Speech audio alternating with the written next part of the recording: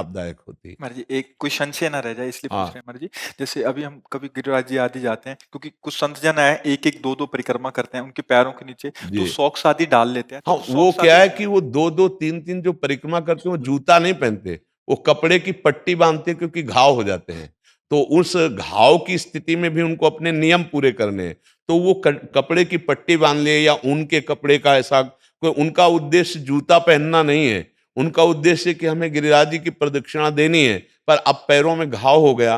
पहले अधिकतर हर जगह रज होती थी परिक्रमा में, अब प्राय कंक्रीट वाली रोड है, तो बहुत गर्म होने पर भी त्वचा कट जाती है, और वो दिन में तीन तीन बार लगाते हैं, मान लो 24 घंटे में 3 बार, तो वहां घाव बन जाते हैं। अब उनको अपना नियम पूरा करना है, तो मोटी कपड़े की पट्टी बांध ली या ऊन के ऐसे धारण कर लिए, वो उनके लिए है, उनका निषेधात्मक नहीं है।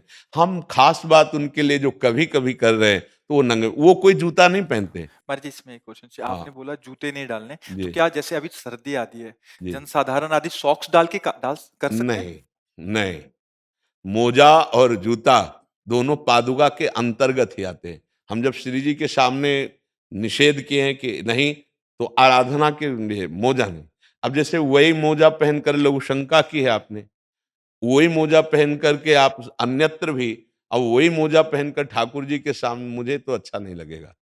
हाँ भाई, एकदम ऐसी परिस्थिति है तो नए मोजा जो लघुशंका सोच आदि में नहीं है, और वो पहने हो, तो बात अलग है। जैसे गुरुजन वयोवृद्ध बीमार शरीर, तो वो धारण किए, पर नए मोजा, वो मोजा पहनकर वो बाथरूम नहीं जाएंगे।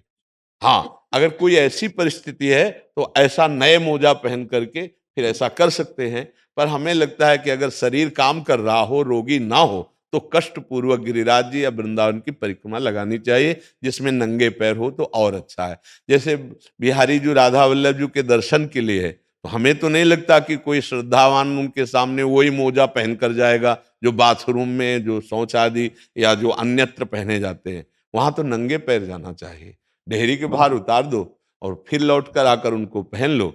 दर्शन के लिए तो सिर भर जाऊं उचित असमोरा, सबसे सेवक धर्म कठोरा। हम अपने प्रिया प्रीतम के दर्शन करने जा रहे हैं, धाम के दर्शन करने जा रहे हैं, और हम ऐसा सोचे, उचित तो यह है कि हम सर के बल चल नहीं पाएंगे, नहीं, यहाँ सर के बल चलें। हमारी प्रिया प्रीतम की राजधानी है, हमारे प्रभु का धाम है। जैसे हम अपने गुरुद्वारे में अपने गुरुजनों के यहाँ अत्यंत दैन्य होके जाते हैं, तो गुरु के परम गुरु भगवान विराजमान है, तो हम बड़े भाव से जाएं। पर बकाया जिनका शरीर ऐसा नहीं है, वो नवीन मोजे धारण कर लें, नवीन मोजे धारण कर ले जो बाथरूम और शौचालय में प्रयोग नहीं किए महाराज गए। जी, जैसे आपने बोला ईस्ट के पास, तो महाराज जी ईस्ट और गुरु में भेद नहीं है, तो जैसे गुरुजनों के पास आते हैं तो उनमें भी ये नियम लागू हाँ, होगा? जैसे अपने यहाँ की नियम है कि छोटा बच्चा है, अब उसको नहीं ज्ञान है ना, उसके मोजे होने चाहिए।